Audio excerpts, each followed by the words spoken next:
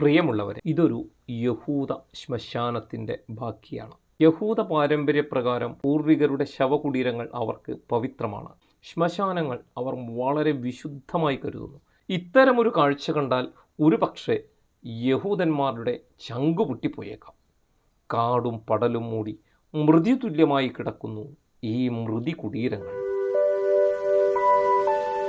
ഈ കല്ലറകളുടെ ചരിത്രം തേടിപ്പോയാൽ നമ്മൾ എത്തിച്ചേരുന്നത് ക്രിസ്തുവിനു മുൻപ് 10-ാം നൂറ്റാണ്ടിലാണ്. സോളമൻ രാജാവിൻ്റെ കാലം മുതൽക്കു തന്നെ കേരളത്തിൽ ജൂത കോളനി ഉണ്ടായിരുന്നു.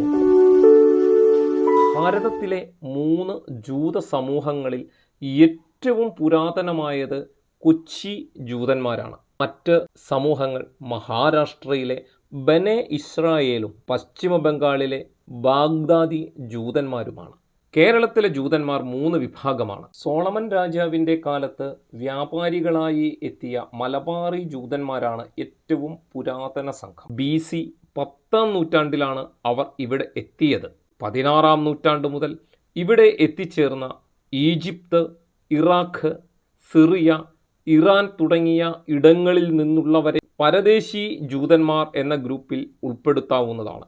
മലബാറി പരദേശി സമുദായങ്ങളുടെ അടിമകളായിരുന്നവരും യഹൂദ മതത്തിലേക്ക് പരിവർത്തനം ചെയ്യപ്പെട്ടവരും മെഷു ഹരാരിം എന്ന ഗണത്തിൽപ്പെട്ടവരാണ്. കേരളത്തിലെ ജൂത സ്മാരകങ്ങളായി ജൂതന്മാരുടെ സിനഗോഗുകളും ജൂതന്മാരുടെ വസതികളും അതുപോലെ തന്നെ ജൂതന്മാരുടെ സെമിത്തേരികളും പലയിടത്തും കാണാവുന്നതാണ്. കേരളത്തിലെ അത്തരത്തിലുള്ള സ്മാരകങ്ങളിൽ 7 ജൂത സെമിത്തേരികളാണ് ഉള്ളത്. അതിലൊന്നാണ് ചേന്നമംഗലം ജൂത സെമിത്തേരി. ഇതാണ് ഭാരതത്തിലെ ഏറ്റവും പഴയ ജൂത ശവകുടീരം. AD 1269 സ്ഥാപിതമായ ഇത് കൊടുങ്ങല്ലൂരിൽ നിന്നും ഇങ്ങോട്ടേക്ക് മാറ്റിയതാണത്രേ. താമസസ്ഥലം മാറുമ്പോൾ ഇത്തരത്തിൽ അവർ ശ്മശാനങ്ങളും കൂടെ കൊണ്ടുപോകാറുണ്ടത്രേ.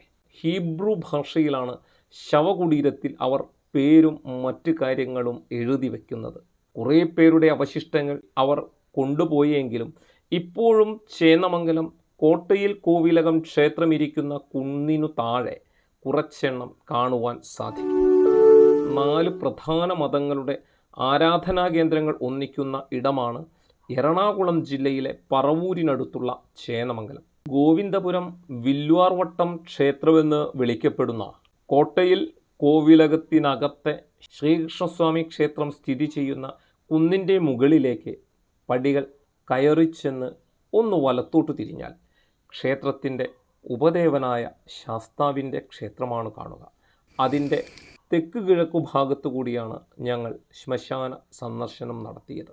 കുന്നിനു മുകളിൽ പുരാവസ്തുവായി സംരക്ഷിക്കപ്പെടുന്ന ക്ഷേത്രത്തിൻ്റെ വലതുവശത്തായിട്ടാണ് ഈ സംരക്ഷിത പ്രദേശവും. ഇഴജന്തുക്കളെ പേടിച്ചു വേണം അടിക്കാട് വളരെയധികം വളർന്നിട്ടുള്ള ഒന്നിൽ നിന്നും താഴെ ഇറങ്ങുവാൻ.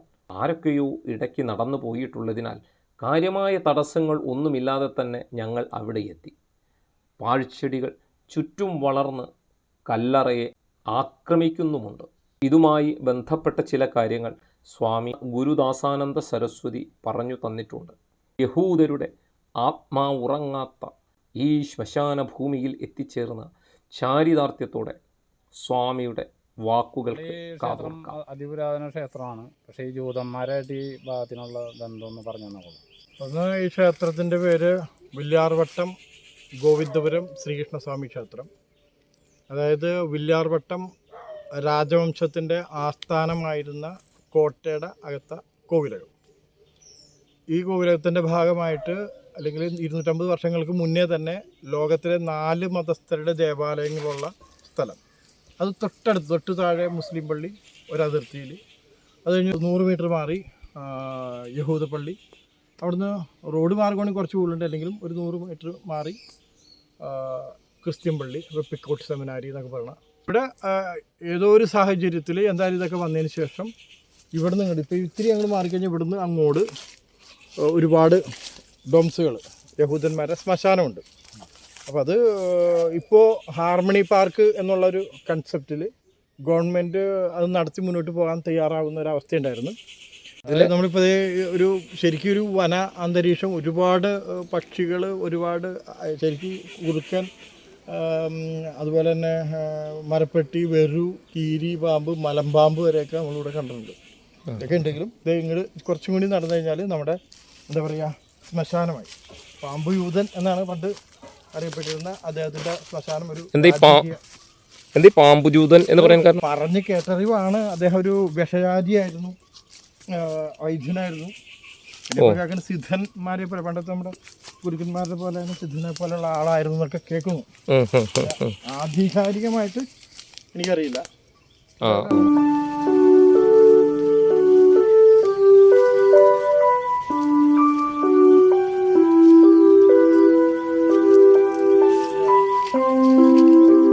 കുടുംബക്കല്ലറയാണെന്നും പറയുന്നുണ്ട്. ഇങ്ങനെ അപ്പുറത്തും ഇപ്പുറത്തും ഭാര്യ ഭർത്താവ് എന്നൊക്കെ പറയുന്നുണ്ട്. കൃത്യമായിട്ട് നമുക്ക് അറിയില്ല. വളരെ ചെറുപ്പത്തിൽ അതിൻ്റെ മുകളിലൊക്കെ ഇങ്ങനെ നടന്നു പോയ ഓർമ്മയും കാര്യങ്ങളൊക്കെ ഉണ്ട്. നമ്മൾ തൊട്ട് ചേർന്നത് ഇനി അടുത്തുണ്ട് കല്ലറയാണിത്. അത് പൊളിച്ച് കൊണ്ടുപോയി അവരുടെ സ്വസ്തിക, അവരുടെ എല്ലാ കൊടിയിൽ പോലും ഫ്ലാഗിൽ, നാഷണൽ ഫ്ലാഗിലും അതുണ്ടാവും. നാഷണൽ ഫ്ലാഗിലും ഈ ചിഹ്നം ഉണ്ടാവും അല്ലേ? ഒരുപാട് ശവകുടീരങ്ങളുണ്ട്. വളരെ ഇത് വെട്ടിത്തെളിച്ച വളരെ ഇതാണ്. പക്ഷെ വെട്ടിത്തെളിക്കാൻ സ്റ്റേ ആണ് അതിന് കാരണം. ഇത് ഒരാളുടെ ശവകുടീരാണ് അല്ലേ? ഒരു ഫാമിലി, ഭാര്യയും ഭർത്താവും കുടുംബമൊക്കെ ഉണ്ടെന്ന്. അതെയോ? ഇതിൽ തന്നെ അപ്പുറം ഇപ്പുറം ഭാര്യയും ഭർത്താവും ഉണ്ട്.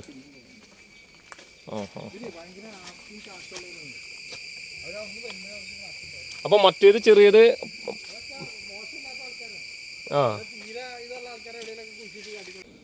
അവരാ ഹീബ്രു എന്നൊക്കെ പറയുന്ന പഴയ ലാംഗ്വേജ് ഒക്കെയാണ് ഇവിടെ കാണുന്നത്.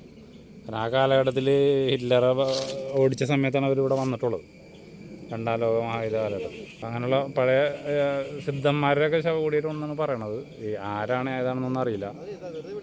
ഒരു പാമ്പ് സിദ്ധൻ എന്ന് പറയുന്ന ആൾ വൈദ്യനാണെന്നും അതല്ല ഒരു വലിയ സിദ്ധനാണെന്നൊക്കെ പറയും. രണ്ടഭിപ്രായമുണ്ട്. കൃത്യമായ ഒരു രേഖകളില്ലാത്തതുകൊണ്ട് നമുക്കതറിയില്ല. എന്തായാലും വലിയ അമൂല്യമായ, ജൂതന്മാരെ സംബന്ധിച്ച് വളരെ അമൂല്യം, നമ്മളെ സംബന്ധിച്ച് പൗരാണികവും ചരിത്രവും ചേർന്ന് കിടക്കുന്ന ഒരു സംഭവമാണ്. ക്ഷേത്രം തന്നെ വളരെ പഴക്കമുള്ളതാണ്.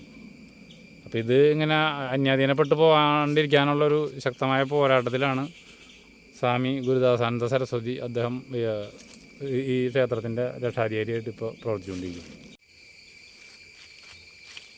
ശരിക്കും പറഞ്ഞു കഴിഞ്ഞാൽ ജൂത ശ്മശാനങ്ങളൊക്കെ നാശത്തിൻ്റെ വക്കീലാണ്.